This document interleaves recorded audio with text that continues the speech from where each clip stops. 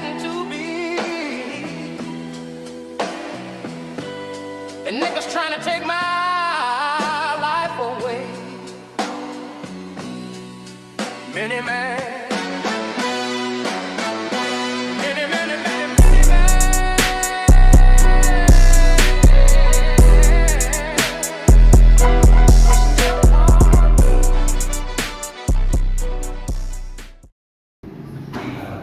Halo teman-teman, selamat datang di podcast Santai Ala Mahasiswa. Nah, hari ini kita akan ngebahas hal-hal yang sangat sepele sebenarnya ya, yang relate di kehidupan mahasiswa.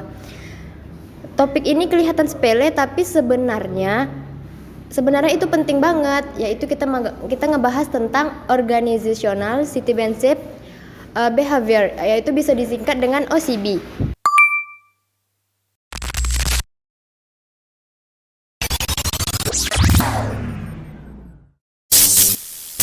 Halo juga semuanya, semoga lagi nggak pada nunda tugas ya. Semoga obrolan kita hari ini bisa bikin kita mikir, oh iya ya gue pernah ngelakuin hal kayak gini.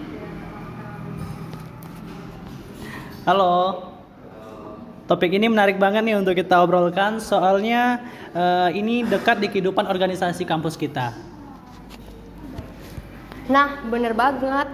OCB ini sebenarnya sering kita lakuin, tapi jarang banyak disadari. Banyak orang mikirnya, ya udah bantu aja, tapi tanpa tahu istilah dari kata itu. Dini, coba menurut Dini jelasin apa itu OCB, tapi yang versi santai ala mahasiswa aja.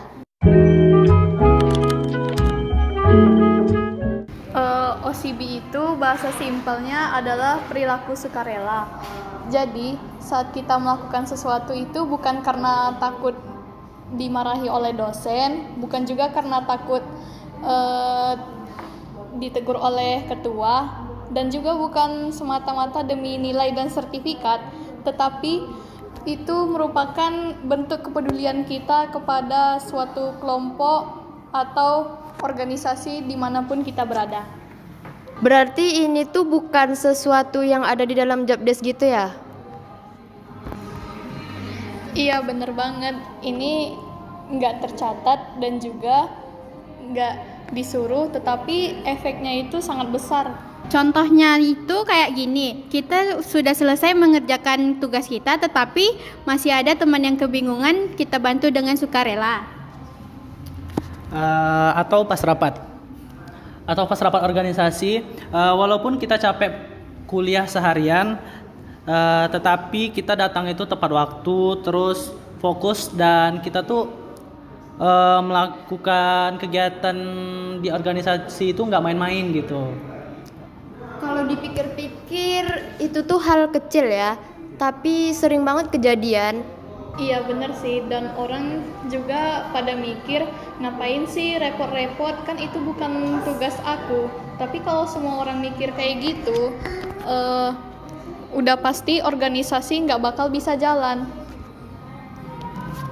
Nah, bener sih. Tapi jadi OCB ini nih sebenarnya bukan kewajiban. Tapi kalau nggak ada, dampaknya itu bisa kerasa banget. Setuju. Di organisasi ini juga kita mahasiswa, di organisasi mahasiswa itu OCB itu sangat penting sekali. OCB ini juga mengajarkan kita kerja tim, dan gak mungkin kan semua lancar aja tanpa ngandelin satu aturan atau struktur.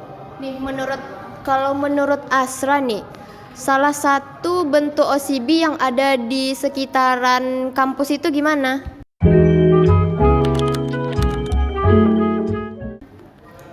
Kalau menurut saya sendiri itu dengan kita datang tepat waktu, termasuk OCB juga.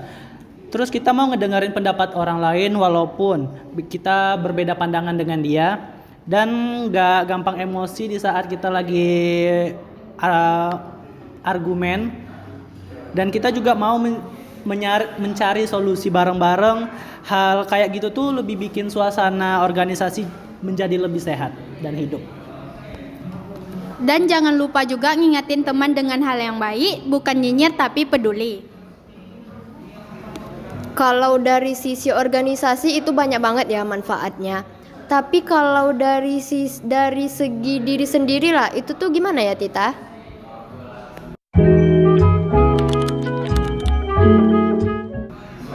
Manfaatnya banyak.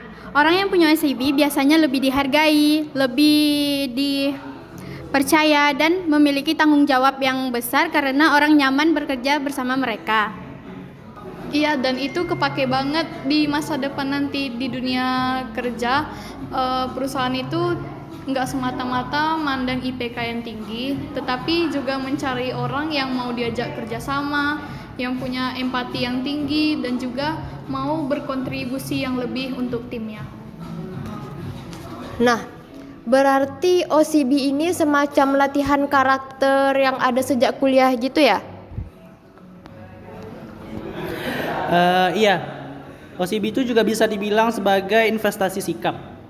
Mungkin secara nggak langsung kita mendapat nilai tambahan dari OSIB itu sendiri, tetapi dampaknya itu terasa untuk jangka yang lebih panjang gitu.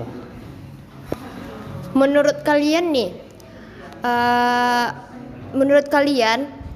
ada juga nih orang yang mikir gini nih, masa aku terus ntar dimanfaatin dong. Itu gimana menurut kalian?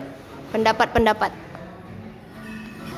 Iya, wajar sih. OCB itu bukan berarti kita harus terus-menerus bekerja demi orang lain atau juga terasa terpaksa. Tetapi OCB itu merupakan sukarela dan memang kita pun tanpa adanya paksaan dari orang lain atau dari diri sendiri. Setuju, OSIB itu soal niat baik tetapi tidak rasional, jangan sampai capek sendiri.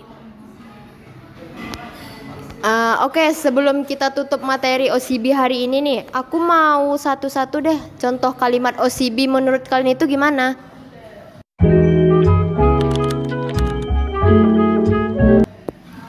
OCB itu kerja tanpa disuruh. OSIB itu hal kecil yang nggak kelihatan tapi dampaknya besar.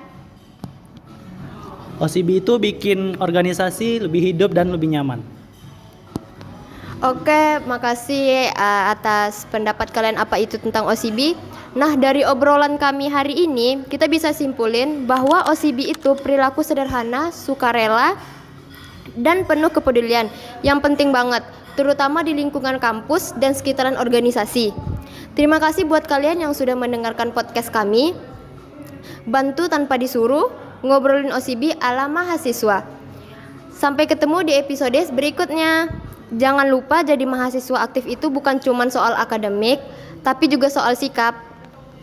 Bye-bye.